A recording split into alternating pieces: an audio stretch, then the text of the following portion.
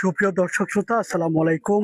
আপনারা দেখতে পাচ্ছেন রাউজানের একটি বাড়ি থেকে বিপুল পরিমাণ অস্ত্র উদ্ধার করা হয়েছে। এই র্যাব অভিযান চালিয়ে এইসব অস্ত্র উদ্ধার করেছে একটি বাড়িতে। আহ, ভোর রাত থেকে অভিযান পরিচালনা করা হয় বলে আমাদেরকে জানানো হয়েছে। এরপর ডগ স্কোয়াড সহ আহ, যে একটি অভিযান চালিয়ে এইসব অস্ত্র উদ্ধার করা হয় বলে আমরা জানতে পেরেছি। এখানে আমরা আরো বিষয় যেগুলো দেখতে পেয়েছি, অস্ত্রের সাথে ছিল গুলি, বারুদ ছিল, একই সঙ্গে আমরা যেটা লক্ষ্য করেছি মদ, গাঁজা সহ দেশীয় তৈরি অস্ত্র ছিল। র্যাব কিছুক্ষণের মধ্যেই আনুষ্ঠানিকভাবে সংবাদ সম্মেলন করবেন, সে বিষয়ে আপনারা জানতে পারবেন। আমরা যেটা লক্ষ্য করেছি আজকে ভোর রাত থেকে র্যাব 7-এর একটি আভিযানিক দল রাউজান উপজেলা নোয়াপাড়া ইউনিয়নের ফায়েজ আহমেদ চৌধুরী বাড়িতে অভিযান পরিচালনা করে একই সঙ্গে এখানে 3টি ডগ স্কোয়াডের মাধ্যমে বিপুল পরিমাণ অস্ত্র উদ্ধার করা হয়, সেটাই আমরা দেখেছি।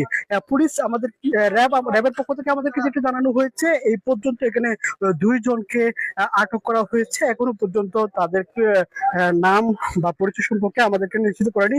কিছুক্ষণের মধ্যে যেই সংবাদ সম্মেলন করা হবে তখন হয়তো আমাদেরকে নিশ্চিত করা হবে।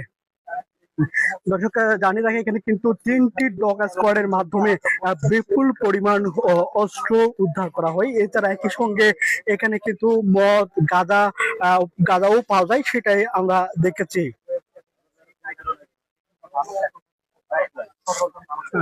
ইতিমধ্যে কিন্তু রাজধানীর গণমাধ্যম কর্মী সহ চট্টগ্রাম নগরী থেকে গণমাধ্যম কর্মীরা এসেছেন, তারা সংবাদ সংগ্রহের জন্য কাজ করছে, সেটাই আমরা দেখেছি। সেভাবে নেওয়া যায় না। এরপরই